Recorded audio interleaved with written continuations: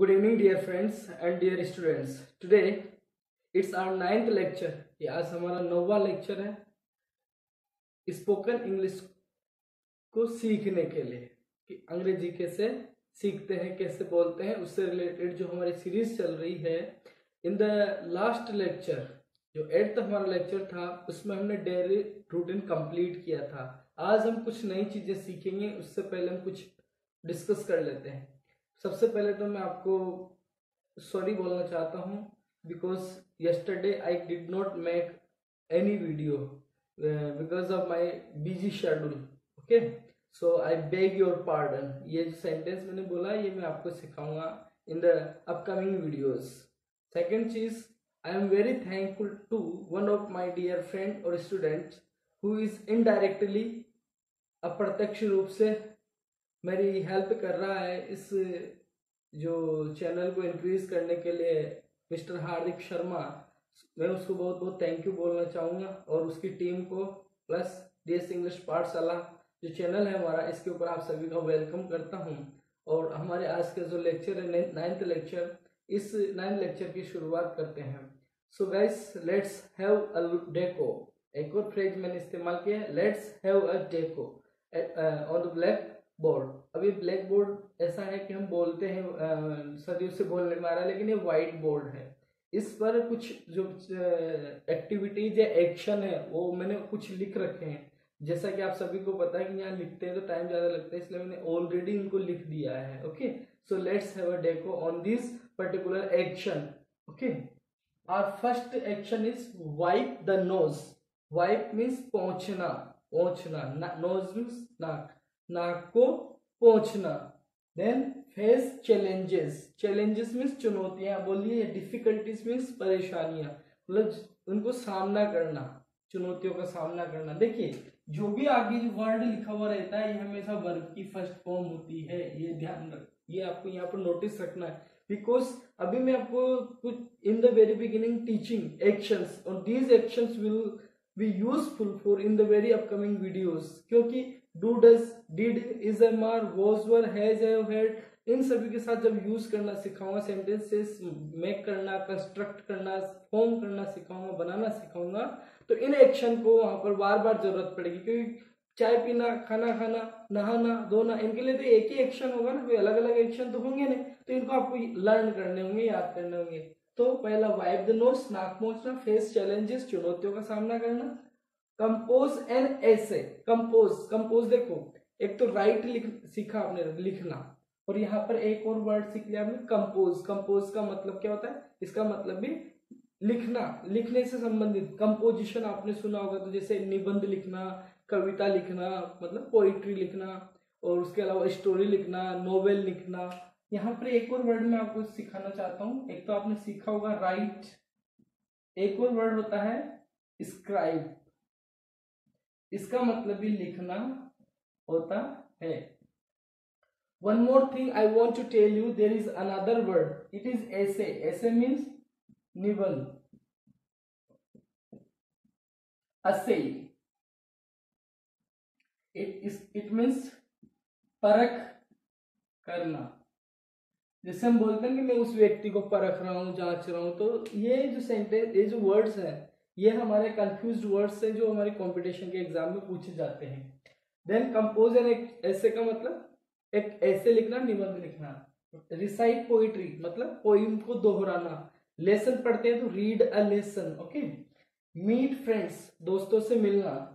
Perform duties, कर्तव्य का निर्वहन करना. परफॉर्म का मतलब प्रस्तुत करना होता है, बट यहाँ पर कर्तव्यों का निर्वहन करना. फॉर्म अ सेंटेंस, सेंटेंस का निर्माण करना. फॉर्म मतलब बनाना. डिलीवर, डिलीवर की स्पेलिंग में थोड़ा मिस्टेक है. Deliver a lecture, deliver a lecture भी बोल सकते हैं, डिलीवर अ स्पीच भी बोल सकते हैं, गिव अ स्पीच भी बोल सकते हैं, गिव अ लेक्चर भी बोल सकते हैं. We can use give, either give or deliver. Okay. Comb the hair, comb means कंघी करना, द हेयर मीन्स बालों में कंघी करना. So let's recite once again. Wipe the nose, नाक साफ करना. फेस चैलेंजेस, चुनौतियों का सामना करना. कंपोजन ऐसे, एक ऐसे लिखना. रिसाइट पोएट्री, कविता बोलना. मीट फ्रेंड्स, दोस्तों से मिलना. परफॉर्म ड्यूटीज, कर्तव्यों का निर्वहन करना, फॉर्म अ सेंटेंस, एक सेंटेंस का निर्माण करना, डिलीवर लेक्चर, एक लेक्चर देना, कॉम द हेयर, और मतलब कंघी करना। अब ये एक्टिविटीज जो मैंने दी है, अब आपको मैं यहाँ पर डू डज का जो मैंने आपको ज्ञान दिया था, नॉलेज दिया था, टीच किया था, उसके ऊपर आपको सेंटेंस बनाने। कैसे बनाओगे?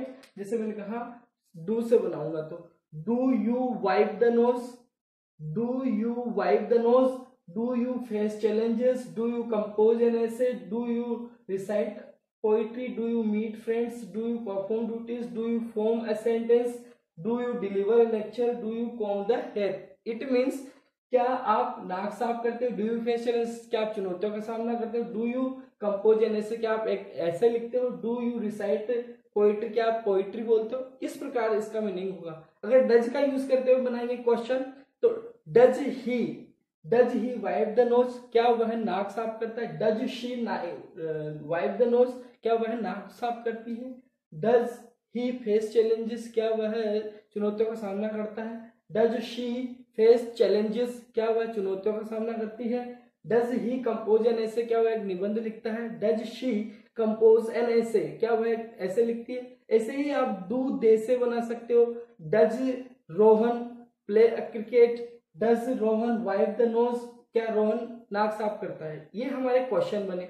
अब हम इसका आंसर बना सकते हैं हाँ में या ना में। हाँ में यदि बनाएंगे तो हमें जिससे पूछना है उसको आगे लिख देना है। जैसे मैंने कहा क्या आपसे पूछूंगा तो आप ऐसे बोलोगे हाँ में, तो आई वाइप द नोज, हाँ मैं नाक साफ करता हूँ। आई फेस चैलेंजेस, मैं चुनौतियों का सामना करता हूँ। आई कंपोज एन ऐसे, मैं एक ऐसे लिखता हूँ। आई रिसाइट पोएट्री, मैं कविता बोलता हूँ। आई मीट फ्रेंड्स, मैं दोस्तों से मिलता हूँ। आई परफॉर्म ड्यूटीज, मैं कर्तव्यों का निर्वहन करता हूँ। आई फॉर्म अ सेंटेंस, मैं एक सेंटेंस का निर्माण करता हूँ। आई डिलीवर ए लेक्चर, मैं एक भाषण देता हूँ। और मैं आई कॉम द हेयर, मैं बालों को कंघी करता हूँ। अब क्या करेंगे? ही से होगा तो ही, और ही या शी, अगर यहाँ ही आए या फिर शी, तो यहां पर क्या लग जाएगा? एस या E S. He wipes the nose, she wipes the nose. He faces challenges, she faces challenges. He composes an essay, she composes an essay. He recites poetry, she recites poetry. He meets friends, she meets friends. He performs duties, she performs duties. He forms a sentence, she forms a sentence. He delivers a lecture, she delivers a lecture. He combs the hair, she combs the hair. इस प्रकार से आप positive sentences बना सकते हो। आप बोलोगे रोहन, तो रोहन या Ravi, Ravi wipes the nose, Ravi faces challenges, Ravi composes an essay. So these kind of sentences we can construct in positive way with the question asked with do or does। do और does से जब question करेंगे तो answer हम इस प्रकार से देंगे पॉजिटिव। अगर हम नेगेटिव आंसर देंगे तो क्या करेंगे कि डू से देना होगा, तो इसके आगे डू नॉट लिख दें।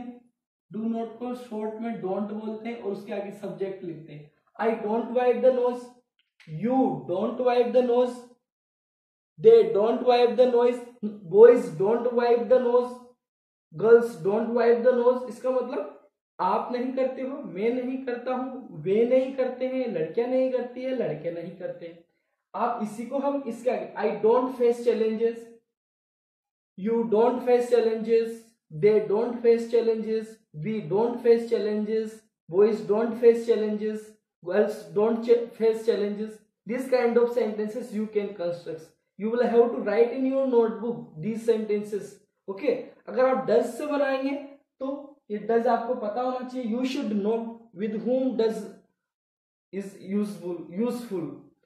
Does, he does not wipe the nose, वह नाक साफ नहीं करता है। She does not wipe the nose, वह नाक साफ नहीं करती है। Ravi does not wipe the nose, she does not wipe the nose. He does not face challenges, she does not face challenges. Ravi does not face challenges. So you can construct all the sentences in this way. You will have to make first sentence do you, does he, does she. Okay, second type of sentence yes, I और verb की first form, और ही और she लिखोगे तो verb की first form plus S या E S. Third type का sentence बनाना होगा no, I do not work की फर्स्ट फॉर्म, या फिर he she plus does not plus verb की फर्स्ट फॉर्म। इस प्रकार का पैटर्न इस्तेमाल करते हुए आप ये सेंटेंस क्लास में 8th लेक्चर में बोल रहा था, जब लेक्चर खत्म हो रहा था, कि आने वाले लेक्चर में हम फोन आउ एंड सिक आउ के बारे में डिटेल से स्टडी करेंगे, how to use in the both the point. Okay, so first we should take fond of. Fond of, fond of means शौकीन होना, शौकीन होना। शौकीन जानते हो कि भी मैं ऐसा कार्य करना पसंद करता हूं, लाइकिंग भी बोल सकते हैं, शौकीन को हम क्या बोल सकते हैं, लाइकिंग। ओके, सो पहली बात आपको इसका स्ट्रक्चर हमेशा ध्यान रखना चाहिए। सबसे पहले जब हम क्वेश्चन बनाना सीखेंगे तो क्वेश्चन में क्या आएगा, इज, एम, आर। ओके, अभी हम इज एम आर पे ही चर्चा करेंगे, we will discuss only is am with is am are. Then plus doer, then doer को आप क्या बोलते हैं, subject. Then fond of, fond of के बाद हमेशा ध्यान रखना, या तो कोई भी जो भी अगर आप एक्शन लिखोगे तो एक्शन का मतलब होगा वर्ब की फर्स्ट फॉर्म के साथ में आईएनजी लगाना होगा। देन आप क्या चीज है उसे हम नाउन बोलते हैं वो आप लिखोगे। ये आपका क्वेश्चन हो गया। जैसे मैंने कहा, क्या आप चाय के शौकीन हो।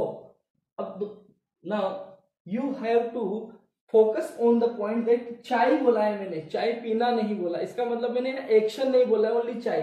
तो इससे डायरेक्ट लिख देंगे हम। जैसे मैंने कहा, क्या आप का मतलब यू, और यहाँ पर क्या का मतलब इन तीनों में से एक। तो आपको ये चीज ध्यान रखनी है, एम हमेशा आई के साथ आएगा, इज, ही, शी, इट और किसी भी व्यक्ति का नेम, उसके साथ हम क्या यूज करेंगे, व्यक्ति हो सकता है, वस्तु हो सकता है, स्थान हो सकता है, मीन्स नेम, नेम के साथ इज।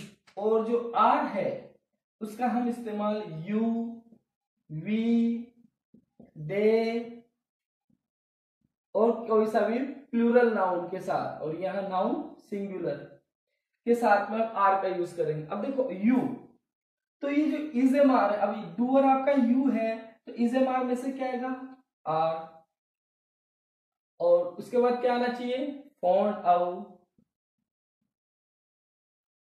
अब किस चीज के ओनली, टी, डायरेक्ट टी लिख दो। बोलिए now repeat with me, are you fond out tea, are you fond out tea. देखो आर को आर तो बोलते हैं, but when we speak like an English speaker, so we should always say I first थी, मतलब are you fond out tea, क्या आप चाय के शौकीन हो। इसी सेंटेंस को मैं अगर ऐसे लिखता, क्या आप चाय पीने के शौकीन हो, तो आप क्या लिखोगे, आ यू फोन आउट। अब पीना आ गया, पीना को इंग्लिश में क्या बोलते हैं, ड्रिंक भी बोलते हैं, और मैंने एक और वर्ड सिखाया आपको, टेक। तो आप ड्रिंकिंग भी बोल सकते हैं, और टेक वर्ब की फर्स्ट फॉर्म के साथ आईएनजी, टेकिंग। और नाउन क्या है आपका यहाँ पर, tea. So I think you have understood what I want to teach you. I want to teach you that how to use fond out. Fond out means शौकीन होना। क्या आप चाय पीने के शौकीन हो, are you fond out taking tea, क्या आप चाय के शौकीन हो, are you fond of tea. इसी के साथ में, इस सेंटेंस के साथ में अगर यहां पर आपके स्थान पर वह लिख दूं, क्या वह चाय का शौकीन है, तो डस नहीं, यह आएगा वह आ गया, वह का मतलब लड़का है, ही, ये डूअर हो गया, और इज एम आर में से क्या जाएगा, is he phone out T, और पीने का तो टेकिंग यहाँ तो ओनली क्या रहेगा टी, लेकिन मैंने कहा क्या वह चाय पीने के शौकीन है, तो is he fond out taking tea. So इस प्रकार से you can make the sentences okay with fond out. So you will have to, जैसे मैंने कहा पोइट्री, अभी जैसे आपने से पोइट्री, तो मैंने कहा are you fond of poetry, क्या आप कविता के शौकीन हो, लेकिन मैंने कहा नहीं, कविता लिखने का शौकीन हो क्या आप कविता लिखने के शौकीन हो। Are you fond out composing poetry, क्या आप नाक साफ करने के शौकीन हो। Are you wiping the nose, क्या आप चैलेंजेस फेस करने के शौकीन हो। Are you fond out facing challenges, क्या आप दूध पीने के शौकीन हो।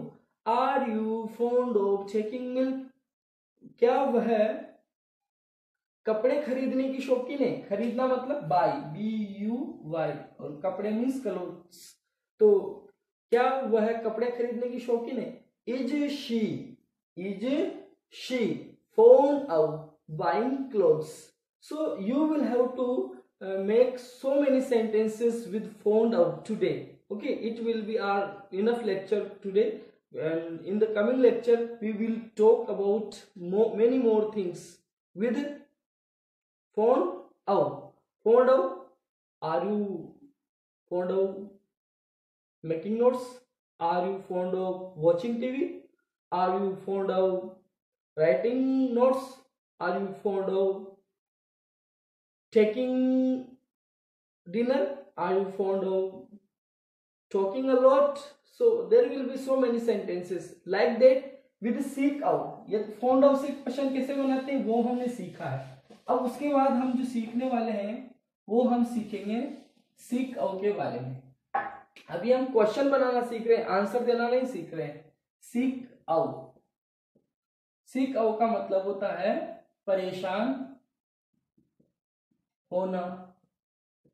अब यहाँ फोन की जगह क्या आ जाएगा, सीक आ जाएगा, एंड ये क्या आ जाएगा out, and the rest of the thing will be same. Is MR doer, seek out action, और उस एक्शन की वर्ब की फर्स्ट फॉर्म के साथ आएंगी। ये ऑप्शनल है, एक्शन दे रखा हो तो ठीक, नहीं तो डायरेक्ट हम नाउन लिखते हैं। वही एम के साथ आई आता, आई के साथ एम आता है, ही शी इट के साथ इज आता है, यू वी दे के साथ में आर आता है। अब मेरे को सेंटेंस लिखना है, क्या आप मच्छर से या मच्छरों से परेशान हो, क्या आप मच्छरों से परेशान हो। तो आप, सॉरी आप, तो आप आपका क्या हो गया डूअर, आप कौन बोलेंगे यू। ओके, तो देखो यू किसके साथ क्या आएगा आर यू, फिर डूअर के बाद क्या आना चाहिए सिक आउट।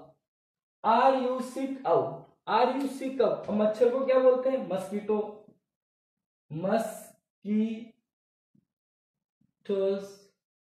ओके, तो मॉस्किटो नहीं बोलना है मस्कीटोस, और ये आपका मस्कीटोस। कोब वेव्स, मकड़ी के जाले को क्या बोलते हैं कोब वेव्स। क्या आप मकड़ी के जाले से परेशान हो, are you sick of कोब waves.